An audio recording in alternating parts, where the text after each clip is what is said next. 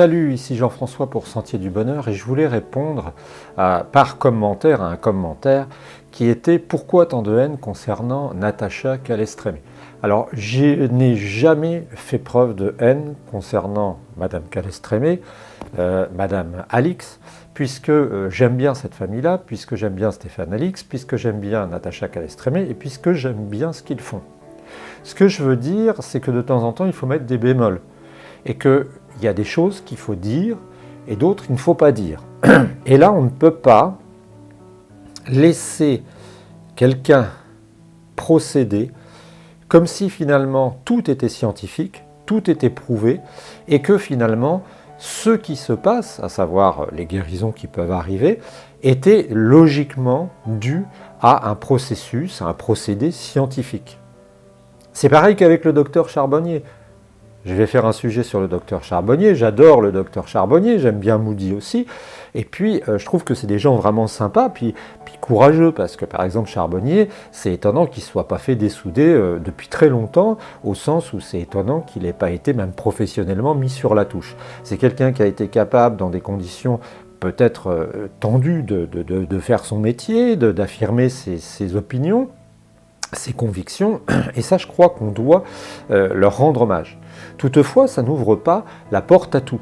La preuve, par exemple, c'est que le docteur Charbonnier, ils en parlent, je crois, dans le docteur Charbonnier vs la Tronchambier, dans ce reportage, dans cette vidéo, eh bien, à cette occasion-là, il dit qu'il n'a pas le droit d'utiliser le titre de médecin pour ses livres quand il parle de la vie après la mort dans certains domaines. Et je trouve que c'est tout à fait normal.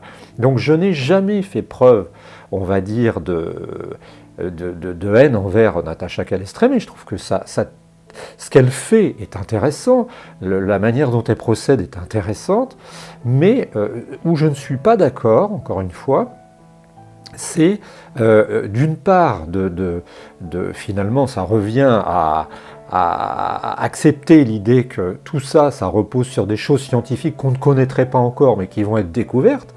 Et puis la deuxième chose, c'est de faire une sorte de... c'est un peu la même chose, mais c'est de se livrer à une croyance presque mystique, hein, qui consiste à dire, voilà, on ne sait pas tout, donc on accepte presque tout. Le reste. Et c'est ça là que je ne suis pas d'accord.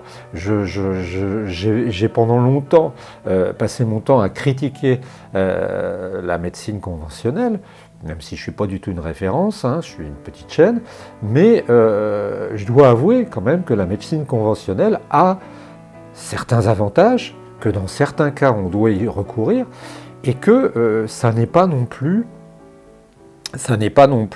finalement un repoussoir absolu. C'est ça que je veux dire. Et les gens qui disent pourquoi tant de haine, il n'y a pas de haine, mais on est dans un monde où, à partir du moment où on nuance un propos, à partir du moment où on dit à quelqu'un je pense que ce serait peut-être pas tout à fait ce que tu dis, mais j'imagine que ça peut être autre chose, eh bien on est perçu comme quelqu'un de haineux. Je ne suis pas quelqu'un de haineux, je pense que les gens comme Natacha Calestrémé doivent continuer d'exister, peut-être doivent avoir du succès, mais je pense qu'on doit avoir plus de discernement, plus de conscience. Et on sait très bien, les études le montrent, hein, alors c'est un truc, c'est encore un serpent de mer ça, puisque à chaque fois ça revient à marronnier, on te dit les études venues des États-Unis te prouvent que, mais il n'y a pas besoin d'études compliquées, les études le montrent, le temps d'attention des gens, le temps de concentration, la capacité de discernement des gens a énormément baissé depuis quelques années. Et pourquoi est-ce que c'est comme ça ? Parce que on a des théories, on a des techniques qui sont de plus en plus rapides, on n'a jamais été aussi vite dans l'histoire de l'humanité, les gens ont de moins en moins le temps de penser, les gens sont de plus en plus obéis quand ils appuient, ils effleurent avec leurs doigts leur touchpad, je ne sais pas comment on appelle ça, et de plus en plus, eh bien, les gens perdent le discernement et finissent par accepter presque n'importe quoi. Et c'est là-dessus que je veux insister, c'est oui, on peut considérer qu'il y a des choses intéressantes chez beaucoup de monde, hein, les médecines alternatives, les hygiénistes, des gens comme Casas Novas, les gens comme Irène Grosjean, le chou brave, qui peuvent nous apporter des informations, qui peuvent nous apporter des avancées, mais non, on ne peut pas accepter tout. Et c'est là que c'est pareil pour le traitement du cancer, c'est pareil pour beaucoup de choses. Quand j'entends dire que la maladie, c'est un message, oui, c'est peut-être un message du corps quelque part, mais ne prendre la maladie que comme un message et pas comme une manifestation parfois physiologique d'un problème, eh bien, je pense que c'est une erreur.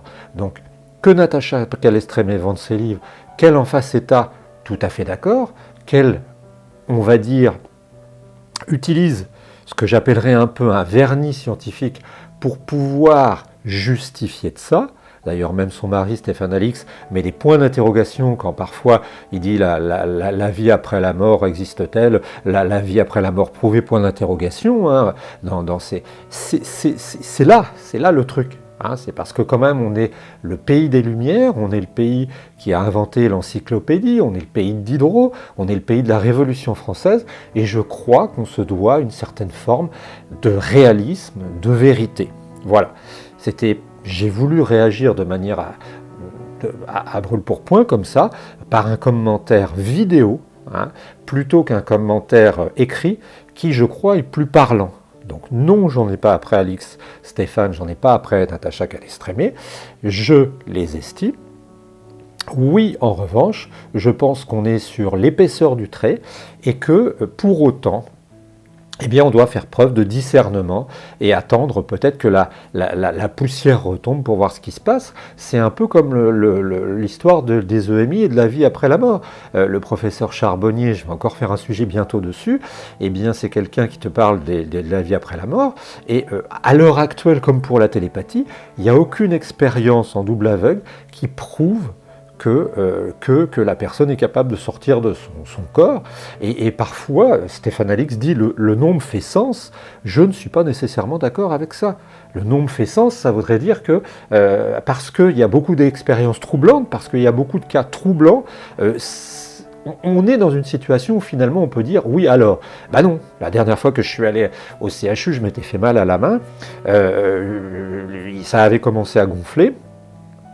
Non, je ne m'étais pas fait mal à la main. J'avais mal à la main, il n'y avait pas eu de coup, et ça avait commencé à gonfler.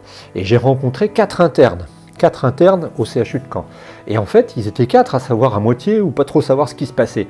Et ça ne faisait pas une connaissance complète. Le nombre ne faisait pas sens dans ce cas-là. Donc c'est pas parce que tu as 20 internes qui vont être autour de toi et que chacun va dire ce serait peut-être que c'est nécessairement. C'est ce que je voulais dire. Il n'y a aucune volonté d'être agressif, hein. Il n'y a aucune haine, il y a simplement une volonté presque humaine de faire la clarté, hein, comme quand on peut dire, on peut croire en Dieu, mais ça reste une croyance, hein, qui n'est pas appuyée sur des faits scientifiques. Voilà, je vous souhaite une bonne journée, n'hésitez pas à commenter, n'hésitez pas à vous abonner non plus. Bonne journée.